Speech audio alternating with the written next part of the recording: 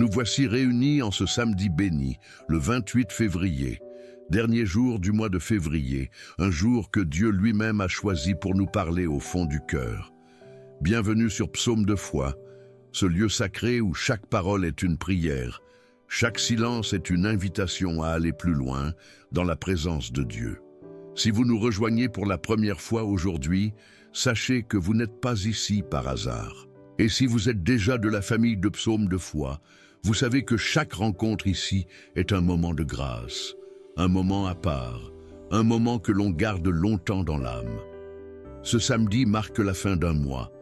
Nous sommes en plein cœur du temps de Carême, ce chemin sacré que l'Église nous invite à parcourir avec ferveur, avec fidélité, avec une âme entière tournée vers le ciel.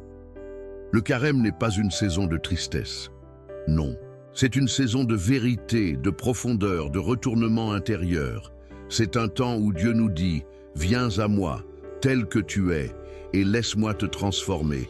Et c'est précisément dans cet esprit que nous méditons aujourd'hui, en nous appuyant sur ces paroles lumineuses tirées de l'Évangile de Matthieu, chapitre 6, verset 10, « Que ton règne vienne, que ta volonté soit faite sur la terre comme au ciel. » Il y a quelque chose de profondément humain dans l'idée de marcher. Depuis l'aube des temps, les hommes ont marché vers Dieu. Abraham a marché, Moïse a marché, les disciples ont marché avec Jésus sur les routes de Galilée, de Judée, de Jérusalem.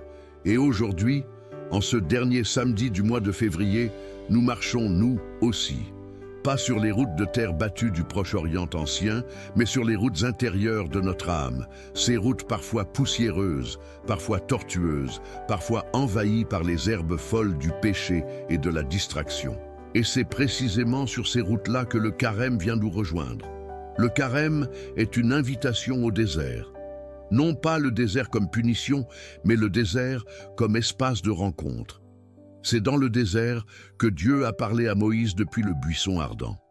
C'est dans le désert que le peuple hébreu a appris à ne compter que sur la manne qui tombait du ciel chaque matin. C'est dans le désert que Jésus lui-même, poussé par l'Esprit Saint, a passé 40 jours et 40 nuits, jeûnant, priant, résistant à celui qui voulait le détourner de sa mission. Ce désert-là, nous l'habitons chaque fois que nous décidons de nous taire pour écouter, de nous arrêter pour contempler, de nous vider pour être remplis. Et en ce samedi, ce dernier souffle du mois de février, nous sommes appelés à entrer un peu plus profondément dans cet espace intérieur. Nous sommes appelés à poser les fardeaux inutiles que nous portons depuis trop longtemps, ces rancœurs qui pèsent, ces peurs qui paralysent, ces habitudes qui nous éloignent peu à peu de Dieu.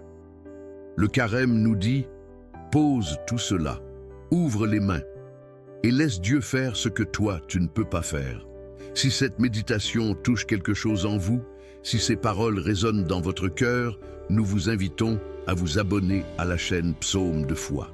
Chaque jour, nous marchons ensemble, nous prions ensemble, nous cherchons Dieu ensemble.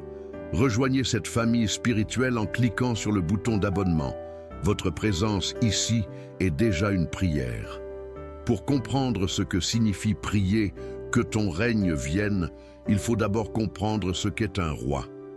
Dans les cultures humaines, à travers les siècles et les civilisations, le roi a toujours représenté une figure d'autorité suprême. Il est celui qui possède le territoire, celui qui gouverne les peuples, celui dont la parole devient loi. Autour de lui, les sujets s'organisent, les vassaux lui rendent hommage, les armées lui obéissent. Un roi n'est pas simplement un homme parmi d'autres hommes. Il est porteur d'un pouvoir qui dépasse sa personne, d'une mission qui transcende sa vie privée. Mais voilà ce que la foi chrétienne nous révèle avec une force bouleversante. Le vrai roi, le seul roi qui mérite ce titre dans toute sa plénitude, ce n'est pas un monarque humain avec son sceptre d'or et son manteau de pourpre. Le vrai roi, c'est Dieu lui-même. Et son royaume, il ne s'étend pas sur des kilomètres carrés de territoire. Il s'étend sur les cœurs, il se déploie dans les âmes. Il grandit là où l'amour est vécu, là où la vérité est accueillie, là où la grâce est reçue avec gratitude et humilité. Et dans ce royaume de Dieu, ce qui compte n'est pas la noblesse de naissance, ni la richesse accumulée, ni le prestige social.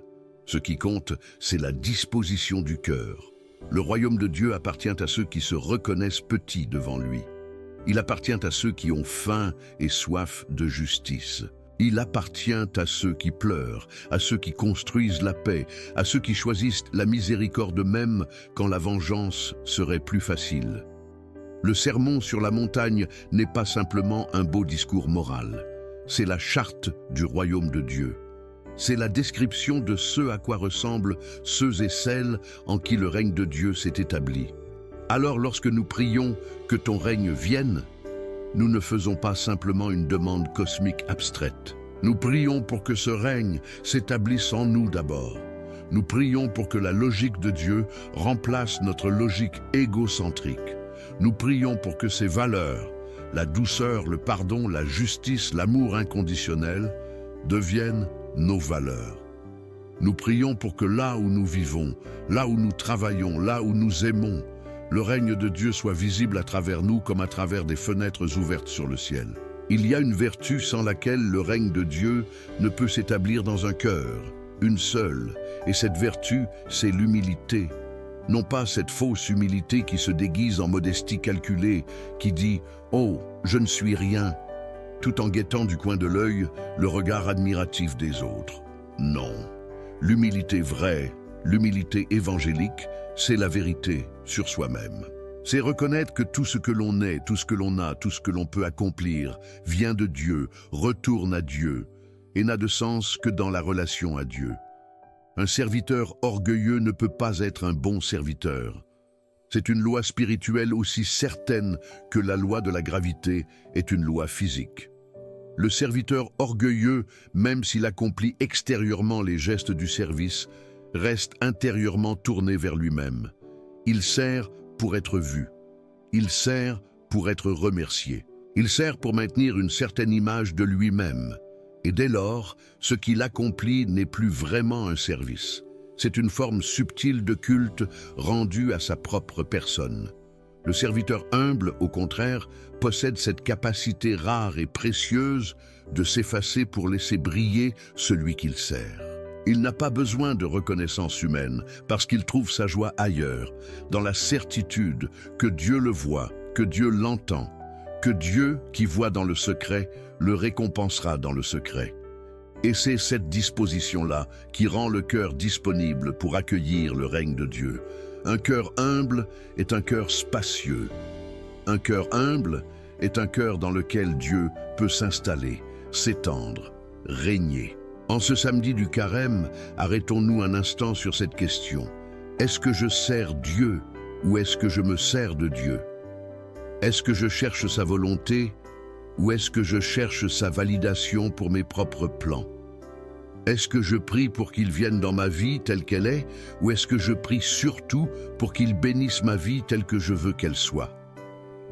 Ce sont des questions qui font mal parfois. Mais le carême est précisément ce temps où l'on accepte de se laisser blesser par la vérité, parce que c'est de cette blessure-là que naît la guérison. Par le signe de la Sainte Croix, délivrez-nous, Seigneur notre Dieu, de nos ennemis. Au nom du Père, du Fils et du Saint-Esprit. Amen. Soyez sobres et vigilants. Votre adversaire, le diable, rôde comme un lion rugissant, cherchant qui il pourra dévorer. Résistez-lui, ferme dans la foi, car vous savez que c'est la même souffrance que subissent vos frères répandus dans le monde entier. Mais le Dieu de toute grâce, qui vous a appelé à sa gloire éternelle dans le Christ Jésus, après que vous aurez souffert un peu de temps, vous perfectionnera lui-même, vous affermira, vous fortifiera, vous rendra inébranlable. À lui la puissance pour les siècles des siècles. Amen. Je me lève en ce matin de samedi avec la puissance de Dieu qui m'enveloppe comme une armure de lumière. Je confesse la Sainte Trinité dans la profondeur de mon être, reconnaissant le Père qui crée, le Fils qui rachète, l'Esprit Saint qui sanctifie.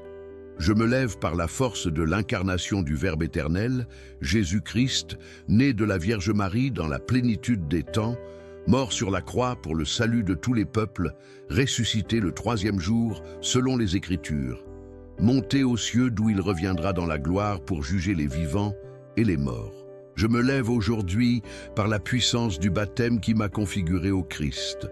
Je me lève par la force de l'Eucharistie qui nourrit mon âme du pain du ciel. Je me lève par la grâce de la réconciliation qui restaure en moi l'image de Dieu ternie par le péché. Je me lève par l'intercession de la bienheureuse Vierge Marie, Mère de Dieu et notre Mère, dont le cœur immaculé n'a jamais cessé de s'ouvrir sur nous comme un manteau de tendresse.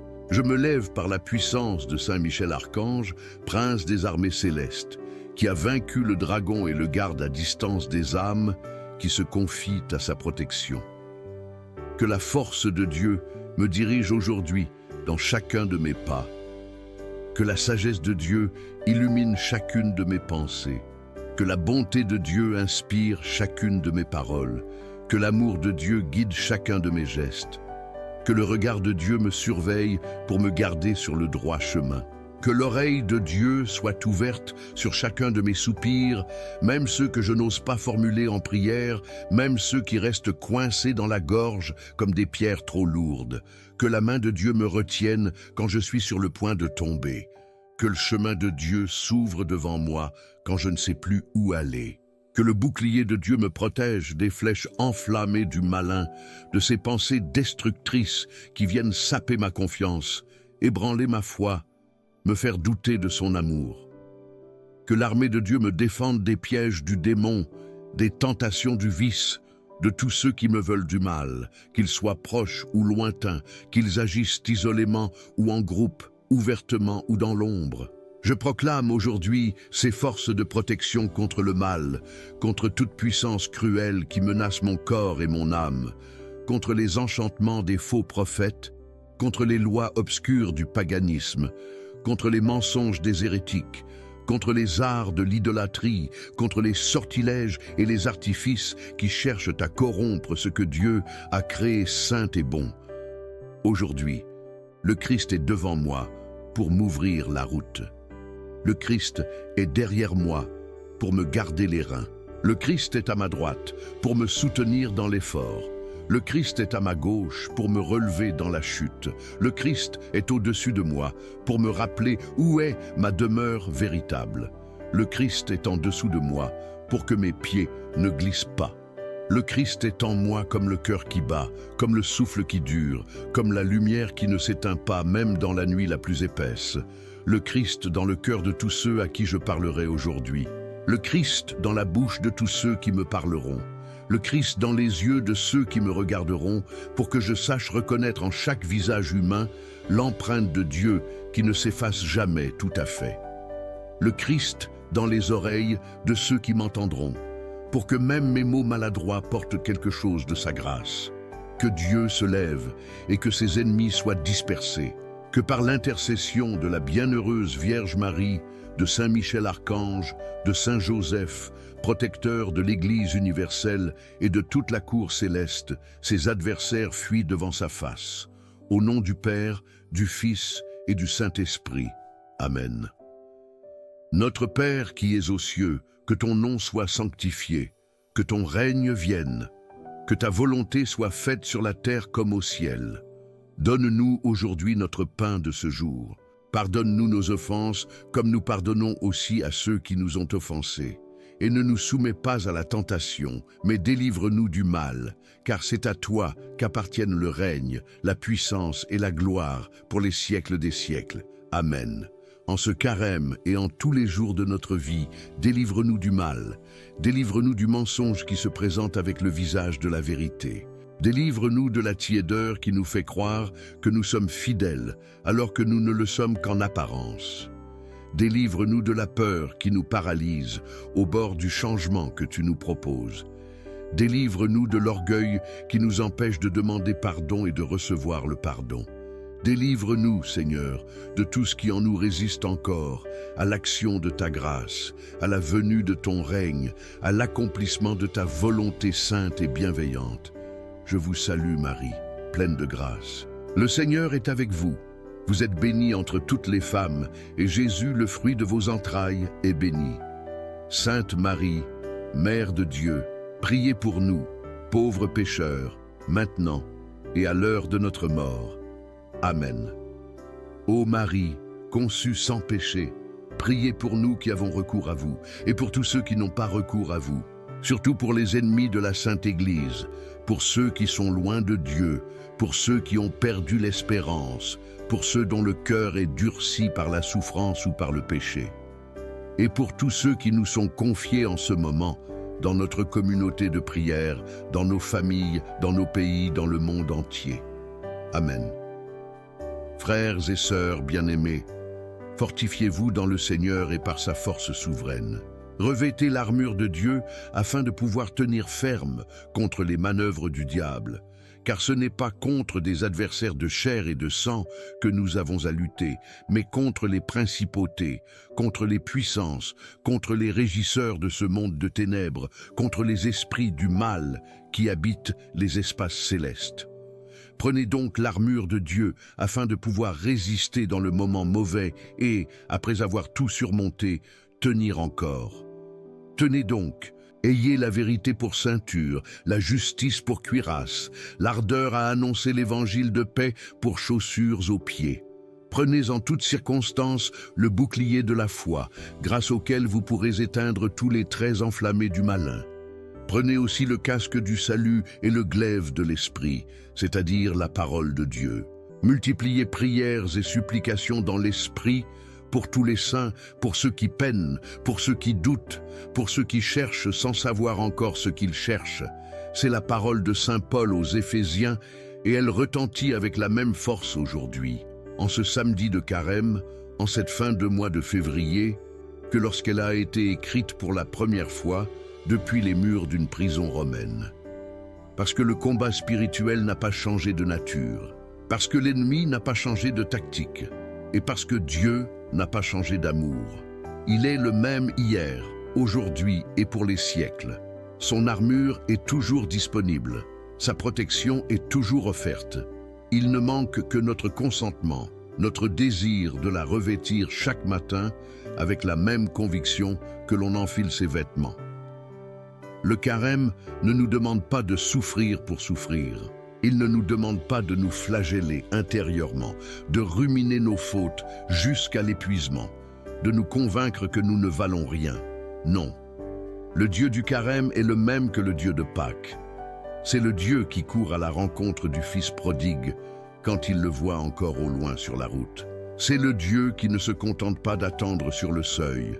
Il court, il embrasse, il appelle les serviteurs, il fait tuer le veau gras, il organise la fête. Ce que le carême demande, c'est la conversion.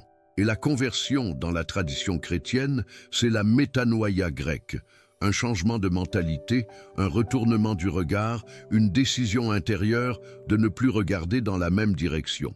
Avant la conversion, mon regard est tourné vers moi-même, vers ma satisfaction, vers ma sécurité, vers mon confort, vers ma réputation.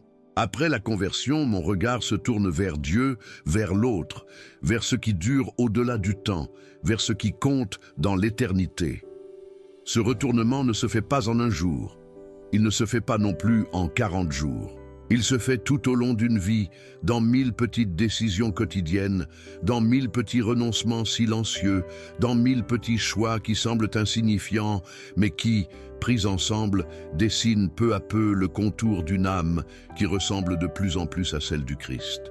Le carême est un temps de grâce, parce qu'il nous rappelle que ce chemin de conversion est possible, qu'il est beau, et que nous ne le faisons jamais seuls.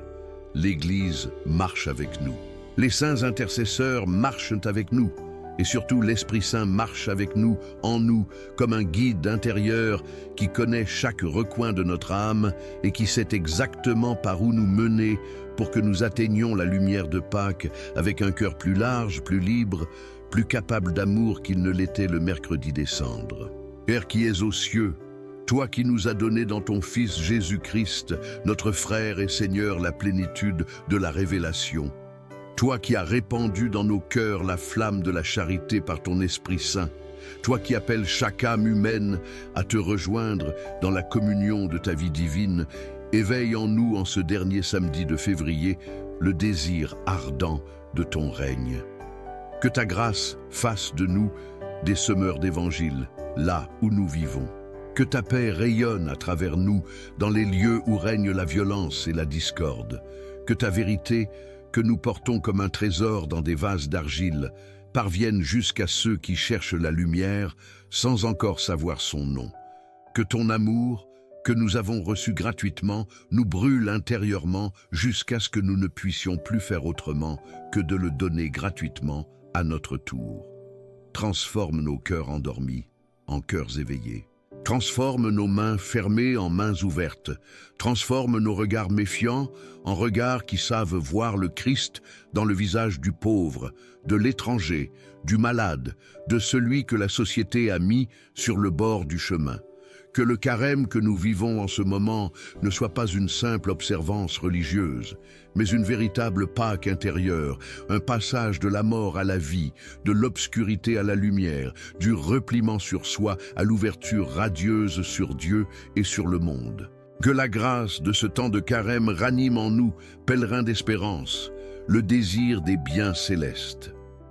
Qu'elle répande sur le monde entier la joie et la paix de notre Rédempteur. À toi, Dieu béni dans l'éternité, louange et gloire pour les siècles des siècles. Amen. Le Seigneur soit avec vous, il est au milieu de nous. Notre protection est dans le nom du Seigneur qui a fait le ciel et la terre. Que le Seigneur Jésus-Christ soit avec toi pour te protéger, qu'il soit devant toi pour te conduire, qu'il soit derrière toi pour te garder, qu'il veille sur toi, te conserve et te bénisse en ce samedi de carême et dans tous les jours qui viennent, et que la bénédiction de Dieu Tout-Puissant, Père, Fils et Saint-Esprit, descende sur toi et demeure avec toi pour toujours. Amen. En ce dernier samedi du mois de février, reste dans la paix et dans la joie qui viennent de Jésus. Si ce temps de prière a fait du bien à votre âme, si quelque chose en vous a été touché, bousculé, consolé ou illuminé, nous vous invitons à partager cette méditation avec quelqu'un qui en a besoin, une famille, un ami, un collègue qui traverse un moment difficile. Peut-être que ces paroles sont exactement ce que son cœur attendait aujourd'hui. Et si vous n'êtes pas encore abonné à Psaume de foi, c'est le moment. Rejoignez cette communauté de prière qui grandit chaque jour, ici, sur cette chaîne. Abonnez-vous, activez la cloche pour recevoir chaque nouvelle méditation. Et surtout, dites-nous dans les commentaires, qu'est-ce que ce dernier samedi de février a éveillé en vous? Qu'est-ce que cette prière pour le règne de Dieu a remué dans votre cœur? Partagez votre expérience avec nous. Votre témoignage est précieux. Il peut être exactement la lumière dont quelqu'un d'autre a besoin pour continuer à marcher. À bientôt sur Psaume de foi. Que Dieu vous garde et vous bénisse.